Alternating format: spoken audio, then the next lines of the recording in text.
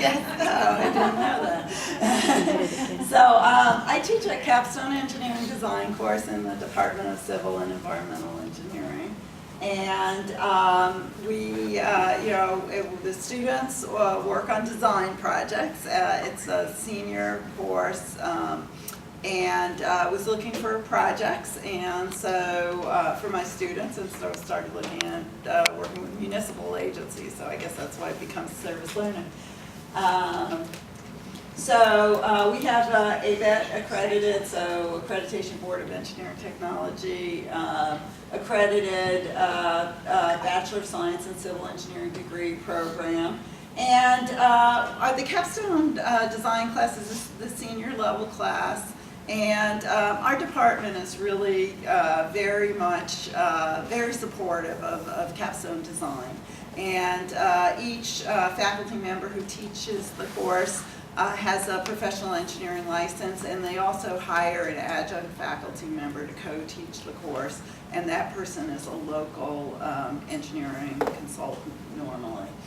There's a fairly long list of prerequisite courses for this course, and there's also a ethics and professionalism course that's a co-requisite for this course.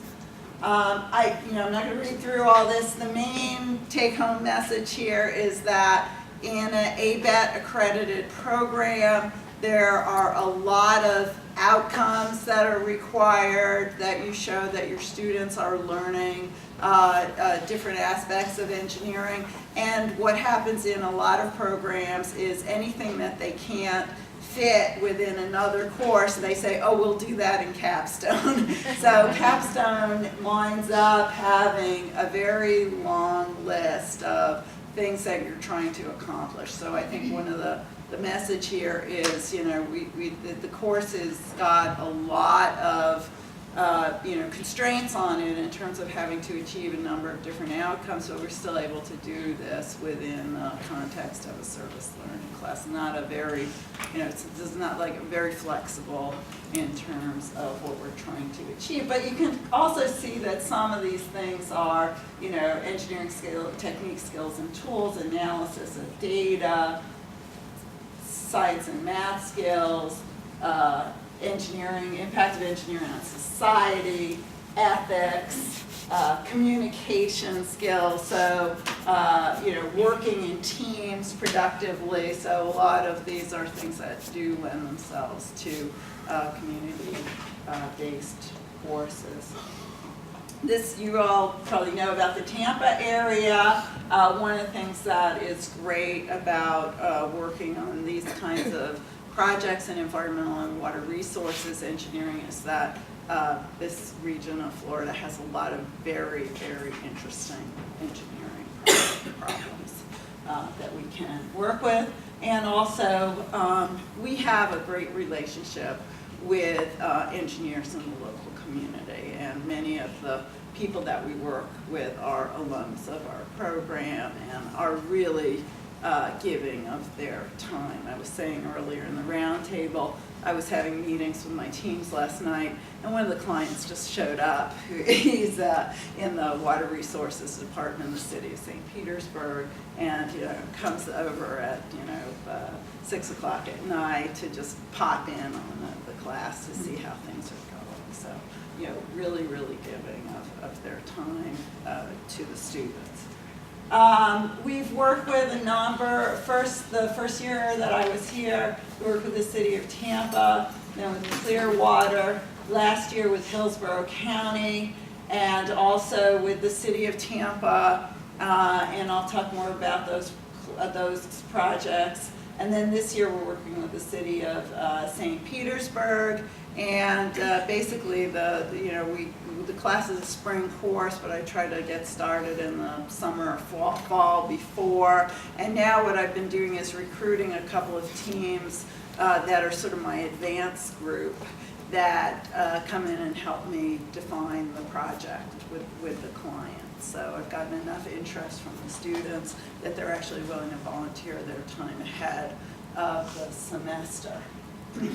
And one of the things that I thought was interesting is that the client's agendas, the municipal agencies, often they gain, not necessarily by having that design that the students create, but actually by helping them bring new ideas to other stakeholders. So they may have people, for example, in operations, they may have people in finance, they may have people in local government, and especially people in the local community. And if they want to make a change in, say, the way they're managing nutrients or stormwater or wastewater, or make changes in other aspects of water infrastructure, it's a way for them to do it in a very low stakes way. Oh, we're working with these students from USF on a project, and they're just going to make a presentation to the community or make a presentation to the operations staff, and we'll hear what their ideas are. But they're really actually trying to move these ideas forward, and I hadn't realized that before I started doing that, that they might benefit in ways that I hadn't realized. It's not necessarily the hard numbers that they're looking for. They're looking for this low stakes way of bringing these ideas forward and getting buy-in from the community on these projects. We have teams of 5 to 6 students. I think I have one team of 4 this semester.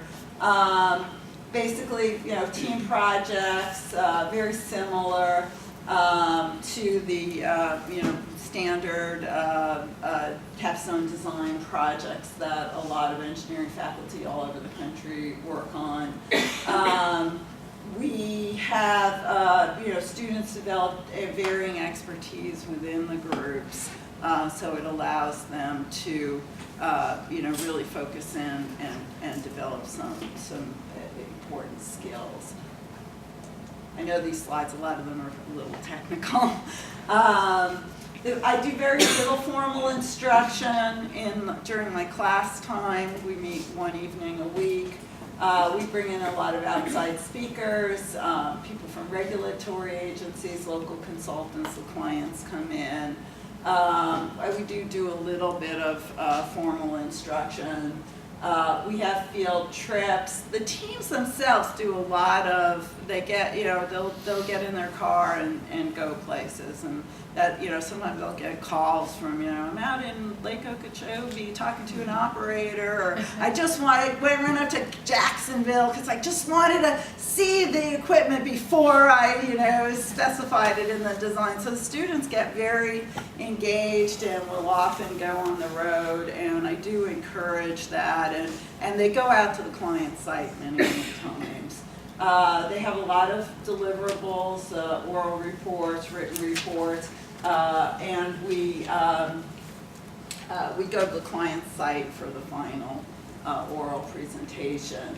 And then every time the students hand in something, we have detailed feedback to them. So like last night, I was here until quite late, meeting with each team separately to talk to them about their 30% reports. And these were my last spring's projects. We looked at closing a wastewater treatment plant in Hillsborough County. We looked at another wastewater treatment plant that needed to be expanded when the first plant closed. We looked at a biosolids management facility using anaerobic digestion of sludge to generate biogas, of waste to energy technology project. And then we looked at 2 projects in East Tampa, and one was at a park that was experiencing some flooding and overgrowth of algae and odors in a pond. And another was just a really ugly stormwater site, and the students were looking at ways to make that a green space for the community. And I'll just kind of go through, these are just some of my students' slides from a couple of those projects. This was at anaerobic digestion project. And you can see they were looking at things like the, very engineering, mixing and heating. They really just, the clients really like the fact that the students bring in concepts of sustainable design into these projects. And I didn't realize, again, at first that they would be so interested in things like the carbon footprint or looking at, the overall sustainability. And I have a lot of students who are really interested in that. They're taking courses in green engineering. They're bringing these life cycle assessment skills to the course, even though it's not a prerequisite. They're often taking those at electives. With team projects, if you just need one person on a team to have those skills, and it really brings a lot of value to the client in terms of looking at those sustainability issues with these engineering projects. And this is the project at Reagan Park in East Tampa, and we actually partnered, let's see, I think I have a slide on this. We partnered with this is the pond here, and we can see it's all overgrown with algae, and then some areas here that we had some that they had some problems with flooding. The students came up with some very innovative ideas for reducing the nutrients in the ponds and controlling flooding, and also we're looking at ways that they could just improve the amenities at the park. And at this project, we actually worked with, this was some other ideas, rain gardens and cisterns for the park. And we actually partnered that semester with a class in anthropology. And the anthropology teams went out into the community and were surveying the people in the community to find out what types of amenities they wanted to see in their parks and at their stormwater sites. So this was a really nice, because engineering students, they're a little anxious about talking to people. And so this way they could go in with the anthropology students who are, more open to these kinds of ideas and then integrate those ideas into their projects. So some of the things, these were some of the community ideas for ways that they could improve the park, and the students incorporated these into their recommendation. This was just a cartoon that they created for part of the final meeting with the community was an open meeting in East Tampa. And this was this other stormwater site. You could see how it looked. And so they were looking at different, again, they partnered with the anthropology students who did some surveys and came up with some nice designs for the community for ways to of course, students always put like animations and slides for ways that they could improve the site. Of course, there's always a big economic aspect of here where they have to tell the client how much this is all going to cost. Also wanted to mention that last spring, two of my teams went to the Florida Water Environment Association design competition, and it actually happened that both teams won for the state of Florida, so it was very nice. And then we had one of the teams won first prize in the national competition, the one who worked on the Reagan Park project, and then one team won third prize in the national competition, the one that worked on the anaerobic digestion project with Hillsborough County, so it really went very well. And these were just, one of the students wrote an article for the Florida Water Resources Association journal, and so I just pulled out a few of his quotes. The best experience I had in college, the fact that it was truly a capstone project. He put his academic knowledge to practical use and matured as a student manager, leader, and engineer. I thought it was nice, he said he gave us a real project while other teams worked on hypothetical problems without real data. and how much he appreciated FWEA support for the project. And this was a guy, interesting because he was the project manager for the anaerobic digestion team. And after we visited the plant, came to my office and he said, I can't work on this project. This isn't what I want to do, with my career. Blah, blah, blah. I said, just calm down. You'll learn a lot, and don't worry that it's sludge. And now, actually, he's working in that very area, consulting firm in Maryland, and he was talking about, he brought his actual capstone report to his job interview, to show them what he had accomplished. So. Thank you. I guess we could do questions sort of after both presentations and we can do some united questions. So next up we will have Krista Royal, who comes to us from into USF. And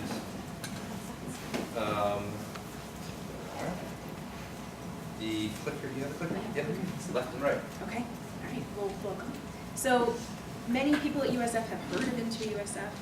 We are many things, but some of the things that we are a bridge program for English language learning students, international students who want to attend the University of South Florida but need to improve some of their academic or English language skills.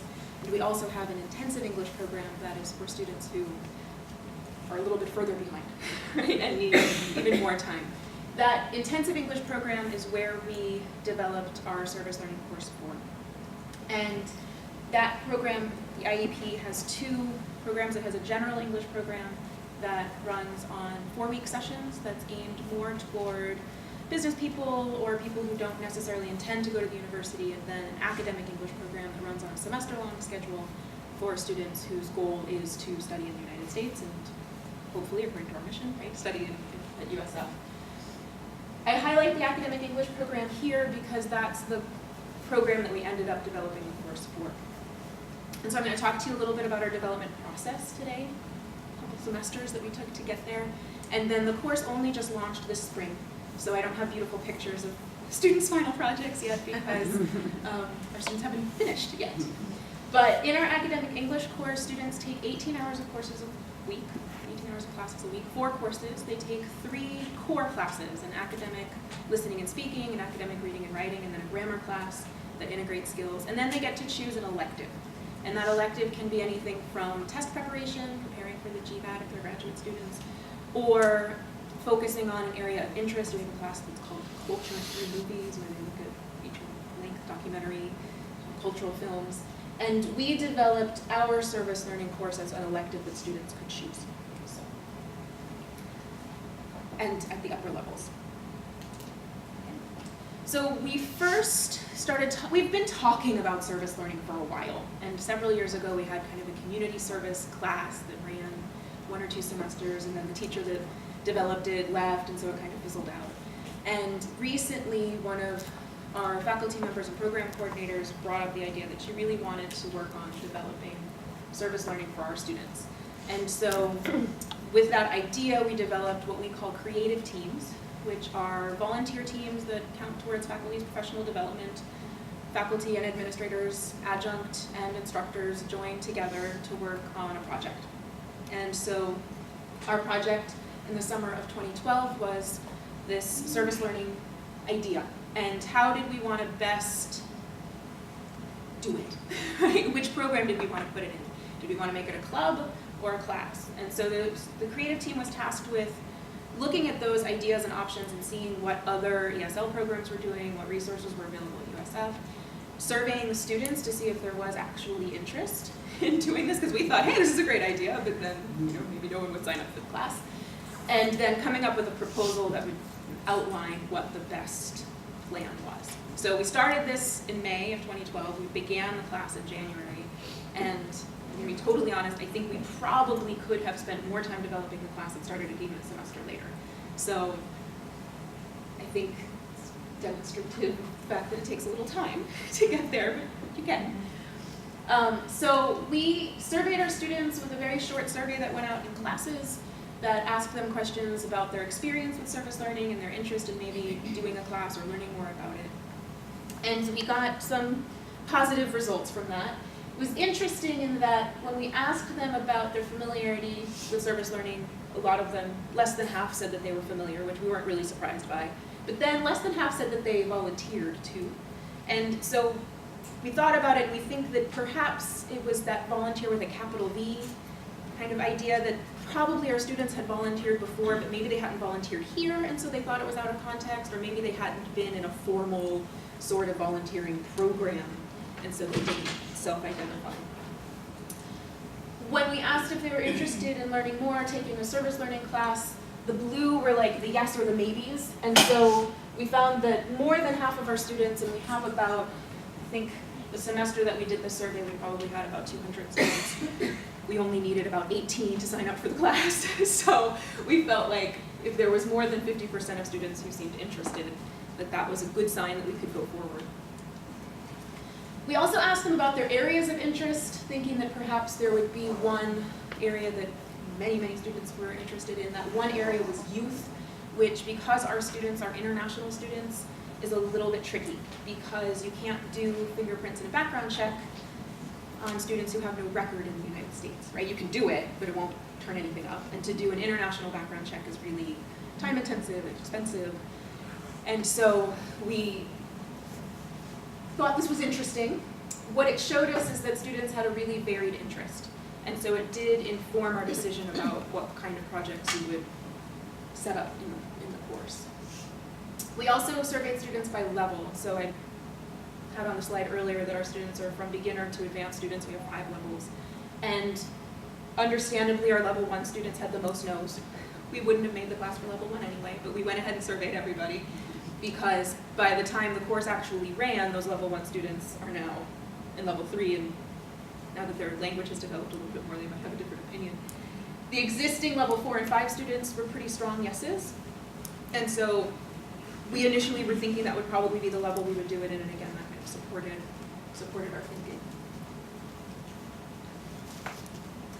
So we made recommendations that we would do an academic type of program instead of just a club, largely because we wanted to have that academic piece that is important in service learning. Otherwise, it's just a volunteering club, and it's hard to get club members to write reflections and to practice academic skills. We also have a very content-based and project-based curriculum in that program already, really in all of our programs. We use a language teaching model. It's called content-based language teaching, and so it fit into our existing kind of philosophy and ideas. We decided that it would be best in the academic English class because those classes are longer. We had a whole 14-week semester to develop the student projects and have them do some work, versus a 4-week semester, 4-week session in the general English program. And we also thought that if this was successful, that we might be able to isolate individual pieces to do as kind of a mini service learning course or a volunteering course in general English later. But if we started big, we could pick out the best pieces for smaller classes instead of starting with 4 weeks and then trying to get to 14. And we decided to use a model in which students each selected an organization, either in small teams or pairs or individually, to do their own service learning project that they would develop on their own. We did that really to make it a little easier on ourselves, because transportation's tricky. We didn't have a budget for a bus every week to take students to a site, and many of our students don't have their own vehicle because they're here as international students. They're living in the dorm or on campus, and some of our students have cars, but it's not the general rule. Also, because students had such very varied interests, we felt like if we gave them connections and helped them find some sites and allowed them to choose the sites, that they would be more invested in a program that they picked, right, than something that we said, okay, we're all gonna go do this. That might change in the future. For this first iteration, piloting it, we thought we'd let them go on their own. Yeah. I was just curious, were there enough sites within walking distance that they were able to Yes. accommodate? Yeah. Okay. Or maybe driving together, but then there's Yes. issues with that. Yeah, that too. Okay. And I'm not teaching the class. The instructor of the class is coming a little bit later, so you can grab her. Her name's Sangeeta. And you can ask her more questions because students are kind of in the middle of their projects now, and I don't know every site that they're going to. So that was the summer. We developed our plan, and then in the fall we had a follow-up curriculum development, course development committee. And so we worked with the person who coordinates the curriculum for the academic English program so we could make sure that our goals and objectives aligned with the other objectives and goals at that level and within that program. And worked with some people from the team that continued on with that curriculum coordinator. And that's when we really sat down to make the course guide, what you would maybe call a syllabus, all of the pieces of a syllabus without the grading policy, and the schedule to see what it would look like in 14 weeks. And I have a copy of that course description and schedule. It might not be relevant to everyone, but I'll go ahead and pass it out because the slides are kind of lengthy.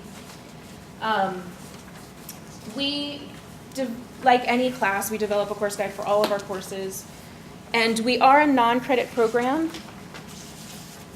but we're also accredited by the Council of English Language Program Accreditation, CEA. And so, like any other department, we have to have goals and objectives and student learning outcomes and documented evidence that our students are meeting those objectives and such. If you didn't get one,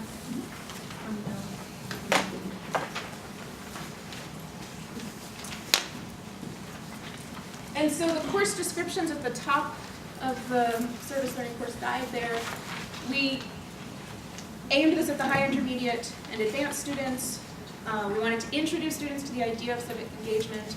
We wanted them to build their knowledge on social issues, so there's a little bit of research involved in the course, developing those academic skills that they need when they get to the university. Thinking critically about problems was one of the components that we wanted students to have. That's part of our mission statement. It's something that we try to incorporate into all of our classes. I think everybody tries to do this in all of our classes, that we want our students to start to, or continue to develop those critical thinking skills. We wanted them to think about solutions. In level 4, they do a big problem solution project, and so they're learning some of that language and vocabulary in those classes on how to frame problems and solutions, and so bringing that into the elective class to help support that. We wanted them to think about things that were affecting our local community so that they can feel a little bit more connected to Tampa, to USF, to the USF area.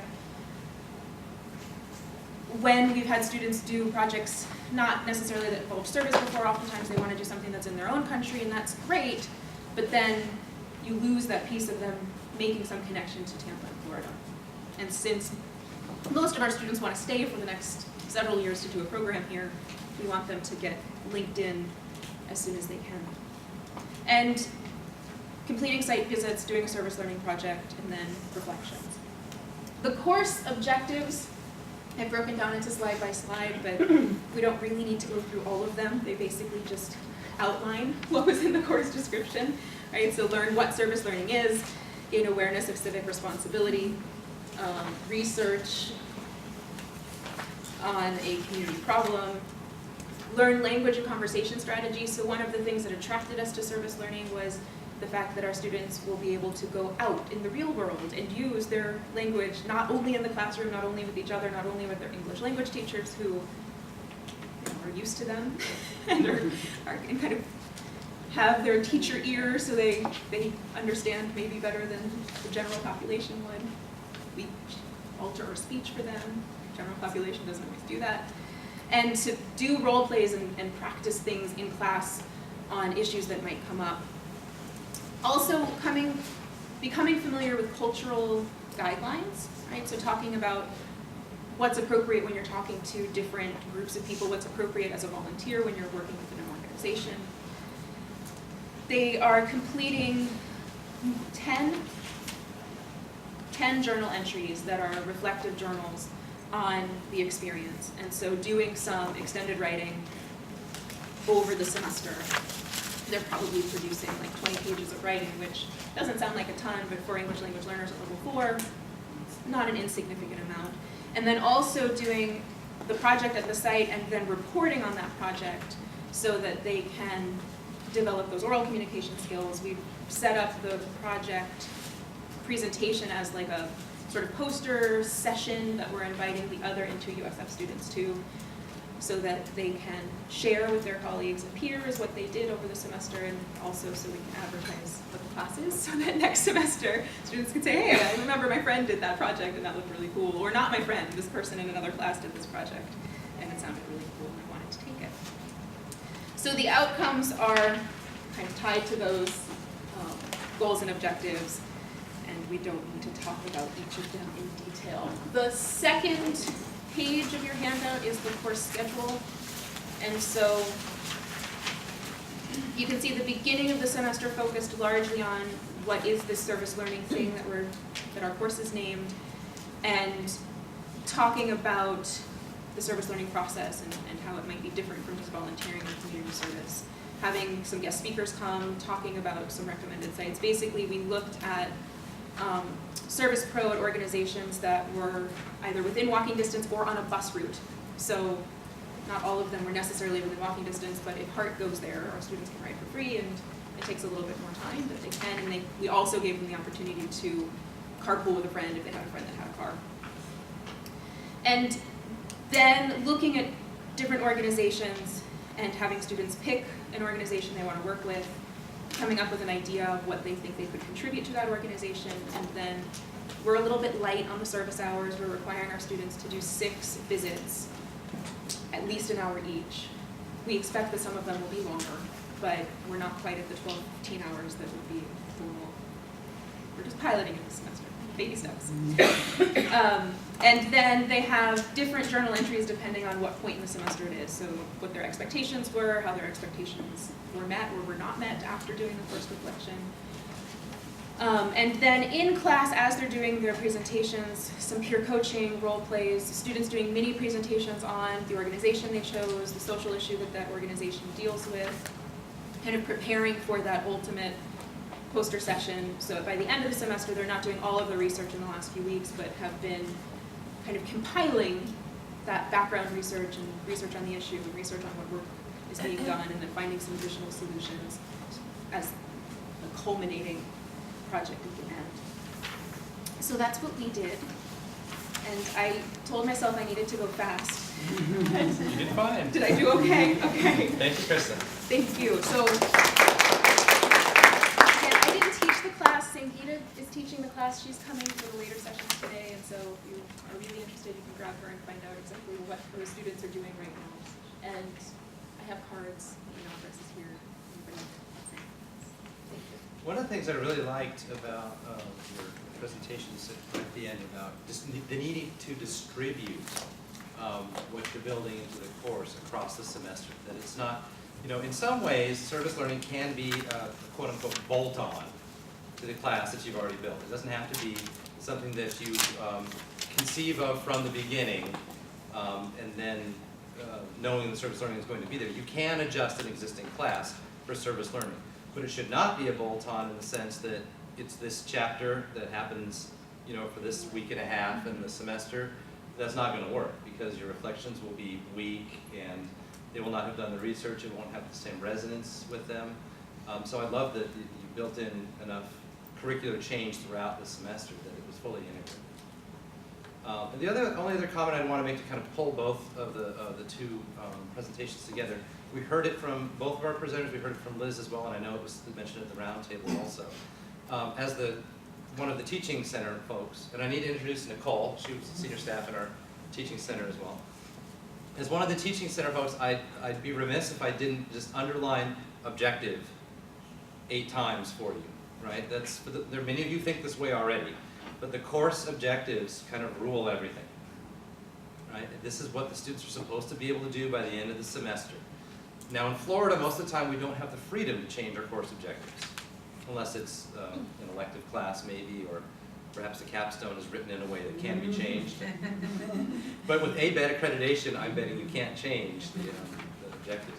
So you're not changing objectives so much as changing the path to the objective, right? If this is what they're supposed to be able to do, are there some ways that I can get them to do that by looking outside in the community, by doing some work out there? Nothing makes it more real to them and having to do it out there. The students having to give those presentations, those speeches, right, made it very real for them, didn't it? And so that gets them there. And I like the idea of mapping what can service learning do. Liz showed us a slide of ways that our students get changed by service learning.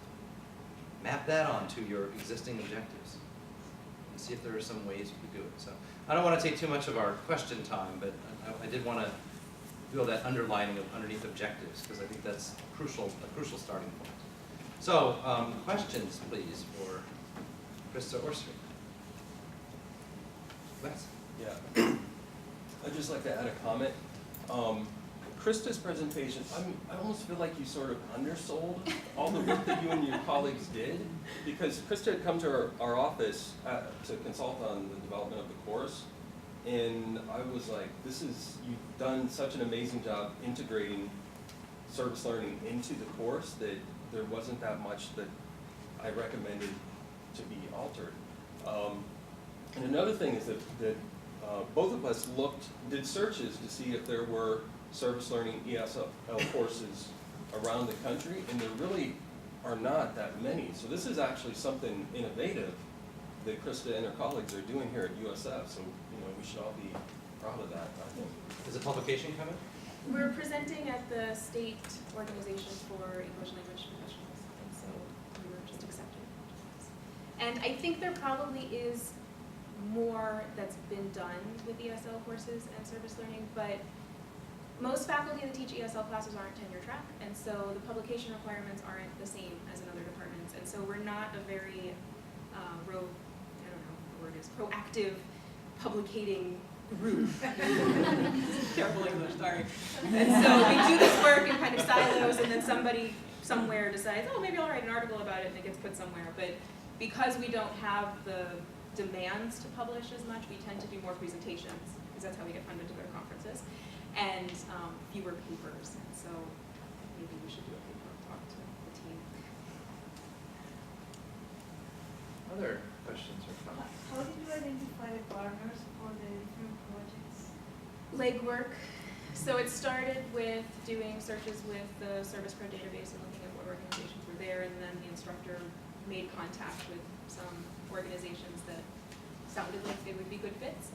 And then students were also, one of the course objectives, one of the pieces of one of the course objectives is students learning and developing their skills and writing emails and making phone calls and doing those things. And so one of the assignments is that students have to draft an email and check it with the class and then send that out saying, this is who I am, this is what I'd like to do, and can I go volunteer? Put the legwork on them, I love that. Yeah. I did have one comment, which was, I think it would be really interesting to have them do a comparison, and you may have already said this, but to compare things in their own culture to here and to create a comparative research paper would be so interesting, because occasionally when I have students who have immigrated here, their approach to, I teach constitutional law, is so different and so interesting that something like that could be really good as well. Yeah, thank you. That tends to come out anyway.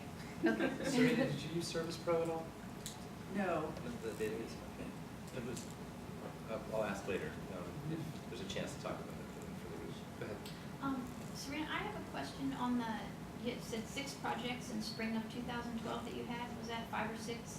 Yeah, for I capstone? think I have 7 right now. 7? Yeah. From 3 last stormwater year, groups. do you know how many of those maybe that those government agencies have started to implement, or because if your students kind of open the door, are any of those maybe on track for